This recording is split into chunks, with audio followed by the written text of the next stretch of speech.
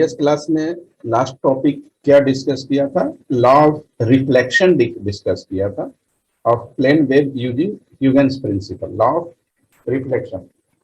आज डिस्कस करते हैं law of refraction of plane wave using Huygens principle. तो लॉ ऑफ रिफ्रैक्शन क्या होता है ये ऑलरेडी रे ऑप्टिक्स में मैंने पढ़ा दिया था, तो ज्यादा इसको डिस्कस करने की जरूरत नहीं है। लॉ ऑफ रिफ्रैक्शन में क्या होता है, रे ऑफ लाइट एक मीडियम से दूसरे मीडियम में पास करता है। एक रेयर मीडियम होता है, दूसरा डेंसर मीडियम होता है।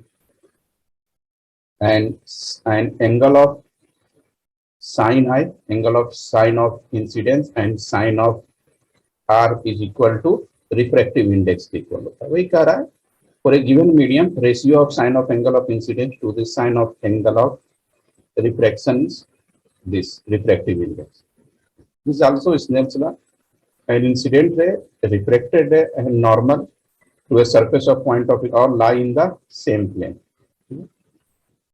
And incident and refracted ray lie on the opposite side of the normal के एक left side है incident ray, तो refracted ray है जो normal के right side है। रेयर मीडियम है और ऊपर अपर एक्स वाई के एक्सिस का पर रेयर मीडियम और एक्स वाई के बिलो डेंसर मीडियम। तो रेयर मीडियम से ए रे ऑफ लाइट आया, इंसिडेंट्स, दो पैरेलल लाइट, दिस ये अपन ने दोनों के बीच का सेपरेशन ले लिया, दोनों इंसिडेंट लाइट से। और ये आपका रिफ्रैक्टेड रे, तो यहाँ पर सेकंड वाला रे जो एक्स वाई प्लेन को इंटर से वहां से लेके फर्स्ट रे के डिस्टेंस से, ठीक है, दिस इज पैरेलल डिस्टेंस। तो V1 हो गया speed of light in rare medium और V2 हो गया speed of light in denser medium. तो मान लिया कि consider a plane wave front of a monochromatic light A dash B dash. Plane wave front consider किया A dash B dash, incident as a refracting surface. When wave front reaches at point, जैसे ही wave front A dash B dash a point पे पहुंचे, it become secondary wave in the second medium. तो second medium के लिए ये भी क्या काम करेगा, आपका सेकेंडरी वेव जैसा वर्क करेगा। तो A dash B dash is equal to A, because both incident ray are the parallel, तो A dash B dash equal to A B, this is the incident wave front. When A dash reaches at a point A dash A point पे reach किया और B dash reaches at point B and B needs extra time to T to reach X Y. Obviously जहाँ पर A हो गया, अब इसको यहाँ से यहाँ तक क्या हो गया, डिस्टेंस इस X Y प्लेन तक पहुंच ही नहीं पाया। That means B को X Y प्लेन तक पहुंचने में कहीं ना एक्स्ट्रा टाइम लगेगा। ये डायग्राम से दिख रहा है, this point D. If in मान लिया कि टी टाइम में से आपको एक्स वाई प्लेन तक पहुंचा डी टाइम से, टाइम टी हुआ और वेलोसिटी आपका क्या है, v1 है। तो डिस्टेंस क्या हो गया आपका, v1t velocity into time vd।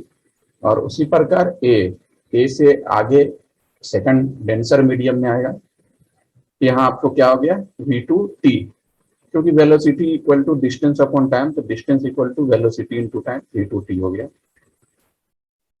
तो speed of light in rare medium is always greater than the speed of light on denser medium, वो प्रीवियस क्लासेस में भी बताया था।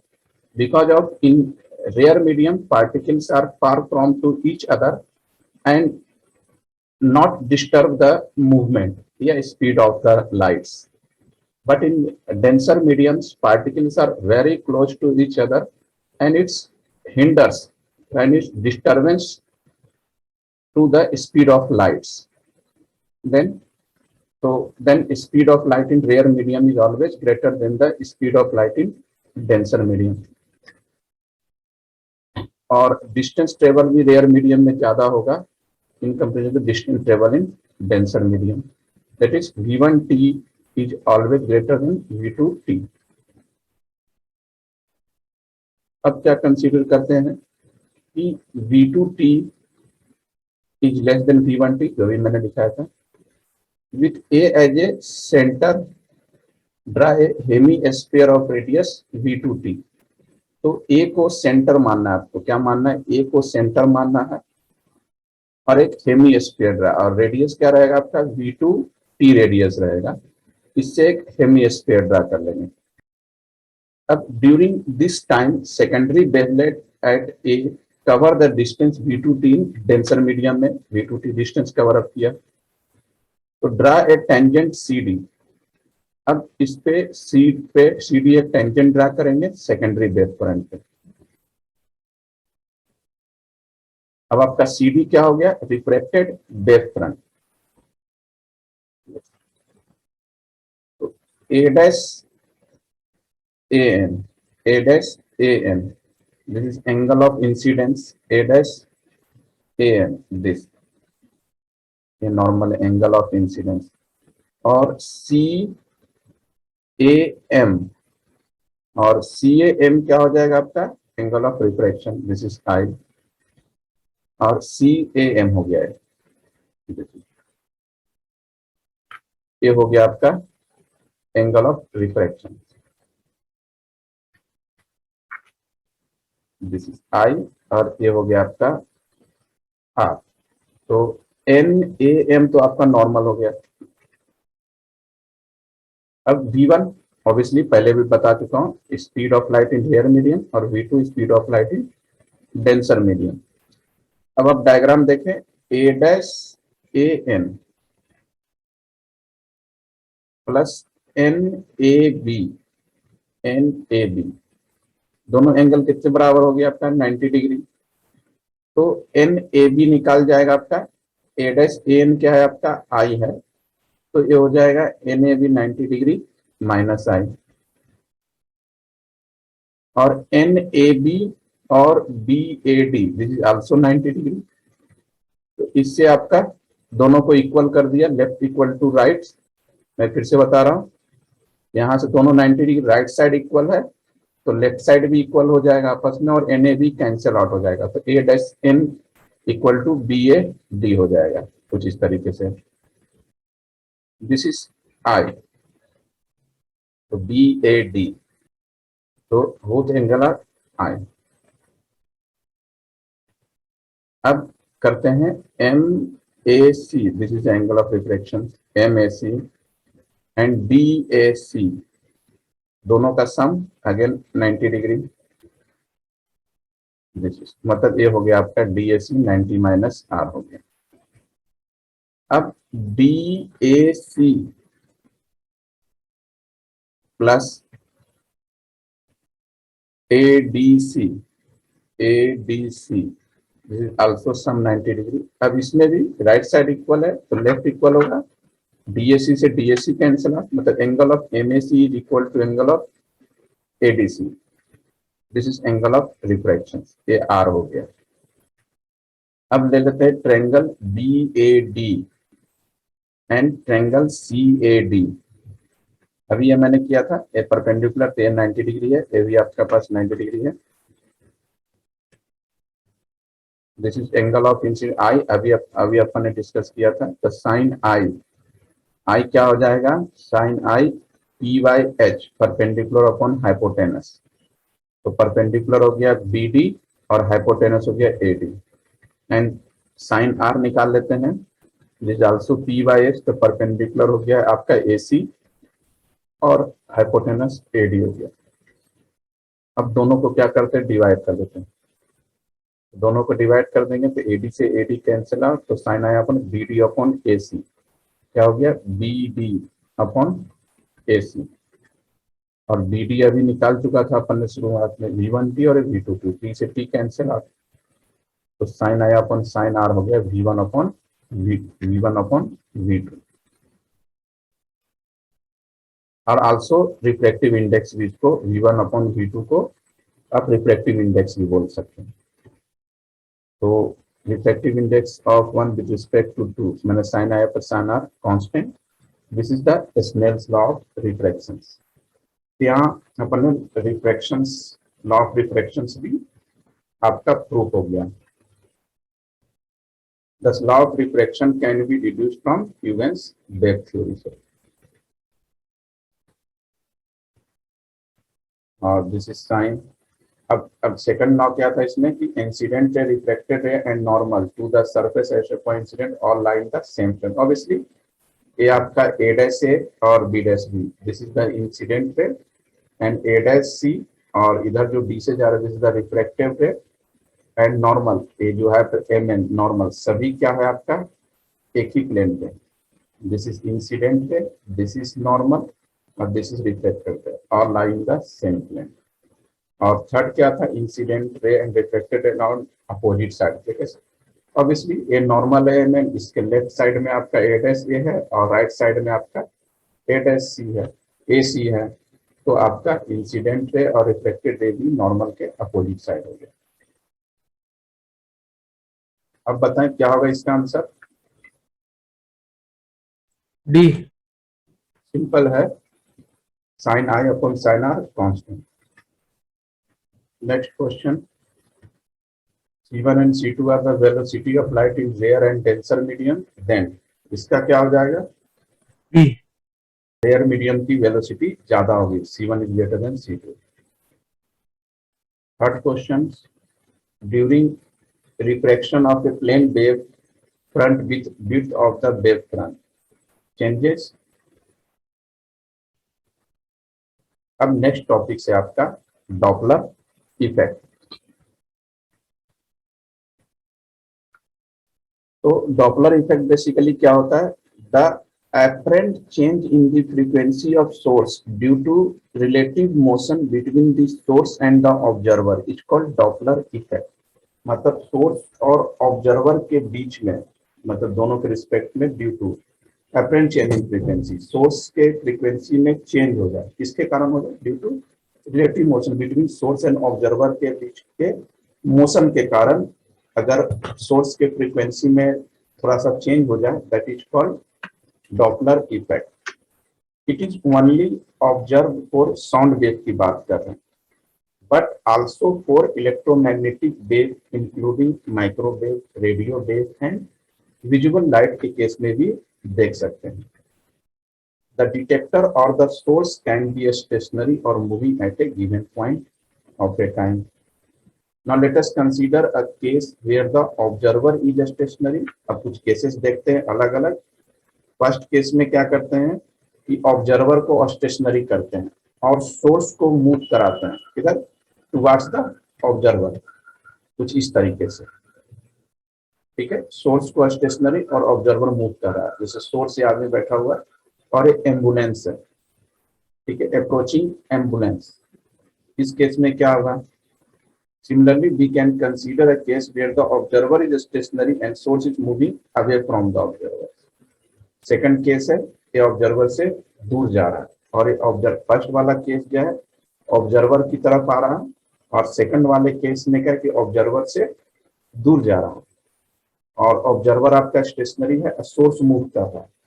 तो फर्स्ट केस में जब देख रहे हो आप कि जब ऑब्जर्वर से क्लोज आ रहा है सोर्स, इसमें वेवलेंथ क्या होगा, वेवलेंथ की दो क्रिस्ट की डिस्टेंस कम हो रही है वेवलेंथ, जबकि जब ऑब्जर्वर से दूर जा रहा है इसमें वेवलेंथ इंक्रीज हो रहा है, और फर्स्ट केस में वेवलेंथ क्या हो रहा है, डिक्रीज हो रहा है,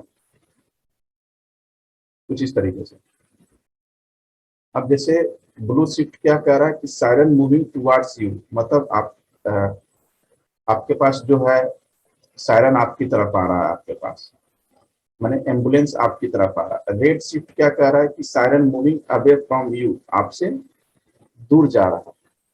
तो दूर जा रहा है तो इसमें क्या होगा, वेवलेंथ इंक्रीज होगा, और जब एम्बुलेंस आपकी तरफ आ रहा है तो इसमें क्या होगा, वेवलेंथ आपका डिक्रीज करेगा. तो according to Doppler effect, as light moves or electromagnetic wave, they do not require medium for propagation. अगर लाइट वेव को आप as a electromagnetic wave create करोगे, और इलेक्ट्रोमैग्नेटिक वेव के लिए पता है कि मीडियम की जरूरत नहीं पड़ती, तो इस केस में मीडियम की जरूरत नहीं पड़ेगा. Doppler effect in light is symmetric, that is it depends only on the relative velocity of source and observer measure relative to the medium. मतलब डॉपलर इफेक्ट को केवल और केवल किससे मतलब है, रिलेटिव वेलोसिटी से मतलब है, सोर्स और ऑब्जर्वर के बीच में। सोर्स स्टेशनरी है या आपका ऑब्जर्वर स्टेशनरी है, या सोर्स मूव कर रहा है या ऑब्जर्वर मूव कर रहा है या दोनों मूव कर रहा है। The speed of light remains constant in given medium whether light source or an observer is moving। Light source या ऑब्जर्वर जो ठीक है, सोर्स या ऑब्जर्वर कोई भी मूव कर रहा हो तो लाइट की स्पीड क्या होती है, मीडियम में कांस्टेंट ही होती है। तो इसके लिए आपके फॉर्मूला क्या हो जाएगा, दिस फ्रीक्वेंसी का formula, initial frequency 1 plus minus v r upon c upon under 1 minus v r upon c का होल स्क्वायर। सी तो मालूम है, वेलोसिटी ऑफ लाइट्स हो गया, और ये हो गया फ्रीक्वेंसी ऑफ लाइट की बात कर रहे हैं जब सोर्स या ऑब्जर्वर दोनों मूव कर रहा है। प्लस माइनस का साइन हो जाएगा, एक होगा जब पास आएंगे और एक साइन जब होगा जब दूर जाएंगे। और वी आर तो मालूम है, रिलेटिव वेलोसिटी। तो v r is the velocity of source relative to the observer. अब v r is much less than c, relative velocity much less than the velocity of light. तो frequency का formula ये हो जाएगा, and formula can be further modify, ये कर सकते हैं। फ्रीक्वेंसी बराबर c upon velocity upon wavelength. तो इसमें भी आप चेंज कर सकते हैं। तो सी से सी कैंसिल आउट हो जाएगा, तो डायरेक्ट वेवलेंथ के टर्म में फॉर्मूला होगा दिस। तो this is del lambda upon delta, और v r upon, v r is the velocity of light source, c is the speed of light, del lambda is the change in wavelength, और lambda is the original wavelength. अब देखो red c, if the observer and light source move away from the each other। अब observer और light दोनों एक दूसरे से अगर दूर जा रहे हो, then the apparent wavelength will increases and shift towards red color। तो इसलिए जब ऑब्जर्वर और सोर्स दोनों एक दूसरे से दूर जाएंगे तो apparent wavelength क्या होगा, इंक्रीज होगा और shift toward the red colour की तरफ शिफ्ट होगा। As wavelength increases the frequency decrease. Obviously frequency और वेवलेंथ एक दूसरे के इनवर्सली प्रोपोर्शनल होता है, तो क्योंकि frequency equal to C by wavelength. तो अगर फ्रीक्वेंसी इंक्रीज करेगा तो वेवलेंथ डिक्रीज करेगा, कुछ इस तरीके का होगा। This is visual spectra. तो radio wave, microwave, infrawave, ultraviolet, x ray and gamma rays, और in between infra and ultraviolets क्या आपका visual spectra. Blue shift, red shift देते थे, ब्लू शिफ्ट में क्या होगा, if the observer and light source move towards each other, दोनों एक दूसरे की तरफ मूव करेंगे, observer and source, then the apparent wavelength क्या होगा, डिक्रीज होगा, तो शिफ्ट ब्लू कलर की तरफ होगा, एंड वेवलेंथ डिक्रीजेस तो फ्रीक्वेंसी इंक्रीजेस। कुछ इस तरीके से इस तरफ ब्लू कलर की तरफ शिफ्ट हो जाएगा अगर ऑब्जर्वर और सोर्स दोनों एक दूसरे से क्लोज, दोनों एक दूसरे की तरफ आएंगे तो, और वेवलेंथ डिक्रीज करेगा। This is light red shifted, और ये आपका blue red shifted. Light red में क्या होता है, वेवलेंथ ज्यादा होता है, इंक्रीज कर रहा है, और ब्लू लाइट्स में डिक्रीज करेगा। अब डॉपलर इफेक्ट का एप्लीकेशन देख लेते हैं। To find the velocity of receiving और अप्रोचिंग डिस्टेंस ऑफ स्टार और गैलेक्सी। तो बेसिकली इसमें क्या करते हैं, to find the velocity of receiving और approaching the distance of star और गैलेक्सी। तो बेसिकली स्टार या गैलेक्सी से डिस्टेंस मेजर करने के काम, to find the velocity of receiving, तो मैंने वेलोसिटी मेजर करने में यूज होता है। Second application, to measure the speed of rotation of the सन, तो मेजर करने के लिए डॉपलर इफेक्ट यूज करते हैं। While rotating, one edge of the sun approaches the earth and other is moving away. The spectrum of both the edges is matched with the spectrum of earth. Hence, we can find the rotation speed of sun, which is approximately 2 km/s. इससे आप सन का rotational speed आप find out कर सकते हैं। Third application है to find the velocity of plasma particle vibrating at very high temperature. तो plasma particle की आप वेलोसिटी भी फाइंड आउट कर सकते हैं using this formula del lambda upon lambda equal to v r upon c, और c r m s क्या होगा under 3 RT by m r, तो मालूम है universal gas constant, t time, t हो गया टेम्परेचर और m is the mass of 1 mole. कुछ क्वेश्चन देख लेते हैं इसमें। Doppler effect in light is symmetric in red shift the wavelength and frequency, तो रेड शिफ्ट में आपका वेवलेंथ क्या होगा, इंक्रीज करेगा और फ्रीक्वेंसी डिक्रीज करेगा। ब्लू शिफ्ट में वेवलेंथ आपका डिक्रीज करेगा और फ्रीक्वेंसी इंक्रीज करेगा।